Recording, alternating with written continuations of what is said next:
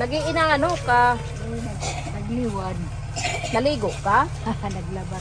O naglaba? Pwede kaming pumasok?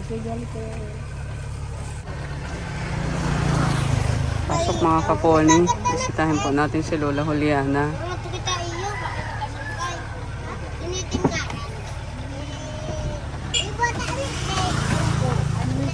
Wala ni.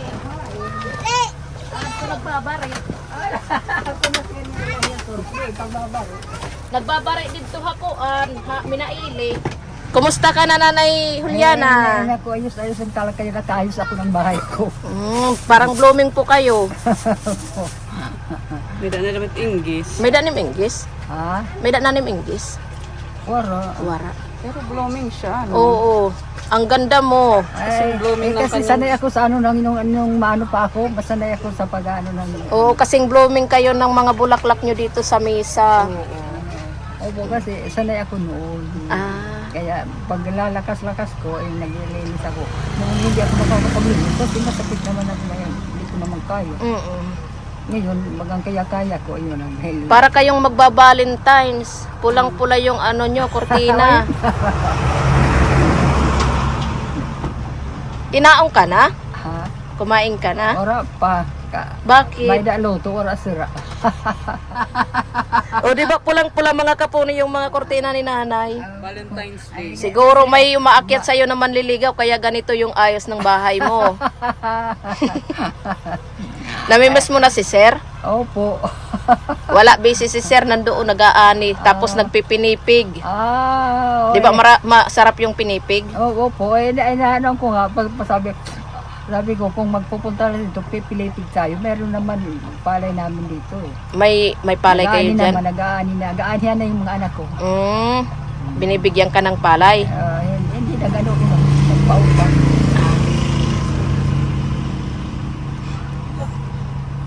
Maganda tingnan mo, napakaano ng bahay ngayon ni... tingnan nyo mga kaponi Yan. Maganda na yung higaan niya mga kaponi inayos na. Siguro may dagahin niya mga ringgis. Ano kuya Jake? Wala na, maski yung asawa ko, yung hiniwalayan ko, hindi ko na tatanggapin kasi hindi man siya magandang asawa. Si Tatay Silvestre? Opo. Hindi nagbibigay ng pera. Tapos mayroon pa niya mga kaibigan na binibigyan. Kaya ayaw ko na sa kanya. Di ba noon gustong-gusto mo si Tatay Silvestre? Ha? Gustong-gusto mo noon si Tatay Silvestre? Ay, hindi ko na gusto. Wala na pala yung tindahan mo, nanay. Opo, kasi nagkasakit nga ako eh. Oo. Ngayon ano lang ako ngayon. Kaya malakas-lakas ako ng kaunti. Banging kala balitaw in love. In love kanino? Kan Tatay Silvestre. Ay naku. Ay, sabi ko, kung siya mapupunta dito at magmakaawa, sabi niya, hindi na ako magagawa ng hindi mo gusto. Ayun, tatanggapin ko siya kasi naawa naman din ako. Payat na daw ako. Payat na daw ako, sabi ganun. Kasi walang nag-aalaga sa kanya. Hindi tulad ng dati, nung kayo pa, inaalagaan mo. Naku, hindi mataba no. Kung binibigyan ako niya ng itlog, namamahaw, itlog, gatas. Tapos kape pa. Ayan. Diba? Tapos kung hapon bago tapos ng trabaho niya, yun na naman naman siya nagkakape, linalagyan na naman ng itlog. Pero okay na din 'yon. Yung sarili mo na lang yung iisipin mo, huwag ka nang mag-ano doon. Kanya, kasi yung hindi ko naisipan sa kanya, maramot naman siya sa ano niya, sa pira. Tingnan mo nung magkahiwalay kayo, blooming ka na.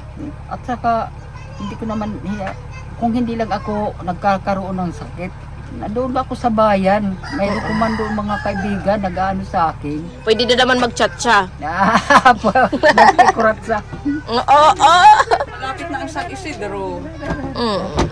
Kaso ito, hindi nga ako nakaka-apply, baka naman ako mabali, Sa sahig mo? Oo, nakakatakot. Sa ano ka naman, dito sa may Sayawan, sa may plaza ka naman kurat siya, katulad ni. Gusto ko, pag dito, sabi ko, pagdating na ni sir, sabi ko, kasi noon malakas pa ako, sir, ang bahay ko malinis at saka makinitang. noon. Ngayon kasi may rayuma na, kaya hindi nakikintab yung sahig. Mahirap na nga ako makaano eh. Pero yung rayuma mo ngayon, okay. Walang masakit. Hindi masakit yung Pero tuhod. Okay lang. Maski sa Ah, masakit, okay lang. Machatsaan ada. Malapit na yung mga piyesta-piyesta. Siguro, kinokondisyon mo yung mga tuhod mo. Pero hindi ako na makaupo ng ano, tulad bag ano niyan, baga. Hindi na ako. Okay lang, bastang importante nanay ngayon, okay yung pakiramdam nyo, malusog. Saan ka kumukuha ng pagkain mo ngayon? Ha? Yung pagkain mo, sa anak mo, Opo. binibigyan ka na lang. Opo. Buti mabait yung anak mo, ano?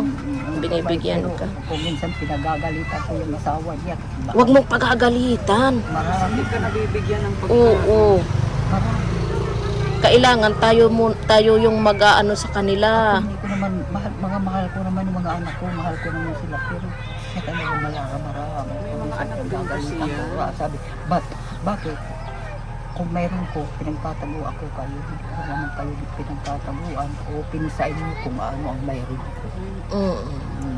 Ngayon, sabi, kung hindi ako nahingi ng pagkain, hindi ako niyo binibigyan, hindi nagugutom na ako, mabuti mag-aano na ako,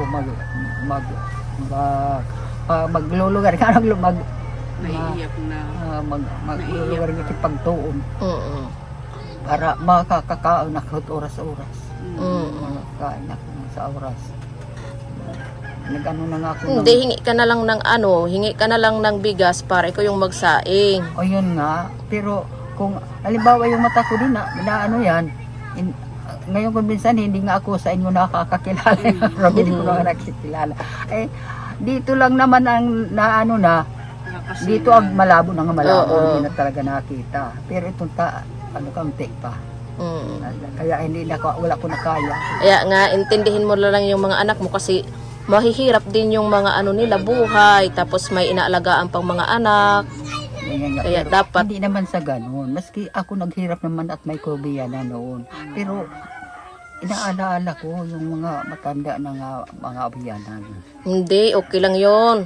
Hihingi ka na lang. Pag nagugutom ka, hingi ka na lang sa kanila. Pag wala talaga. Kahit kanin. Kasi wala namang ibang mag-aalaga sa atin, kundi yung mga anak natin mismo. Pero sabi ko naman, ako naman hindi naman ganun. Pero tunay naman ako nga anak ng tatay ko. Naglalakad-lakad ka pag umaga. Ay, naku talaga. Dapat kasi para ma-exercise yung mga tuhod mo. Maski hindi ako maglalakad, nag-exercise ako dito sa ako nga naman dito pang-upo. Nililit ko naman, nililit ko. Ipagpatuloy mo lang yan kasi ngayon talaga iba yung aura mo. Parang malakas ka. Opo, mga siguro ay mga 3 linggo na ako ayos ako kasi umano na ang katawan ko lumakas. Ayan, naglinis na ako, inayos ko na, ayan, naparigo na permi. Ayan. Marigo, maglalaba. Isa din yan sa nakakaganang pakiramdam yung paglilinis ng katawan araw-araw, paglilinis dito sa bahay. Linis, maski hindi ako malumigo, maglalabar na lang ako. Believe me that you are my only one.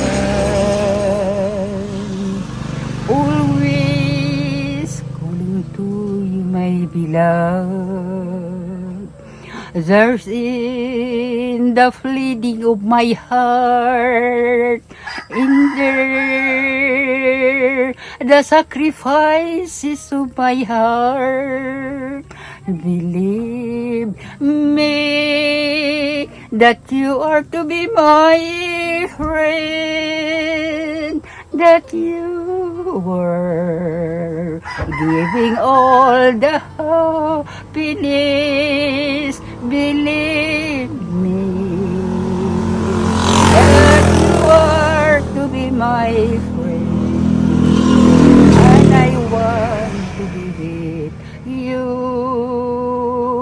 till the end of our life. Yehey! Palakpakan! Nagulgiyak. Salamat sa pagkanta. Diba? Napakaganda pa din ng boses mo, nanay.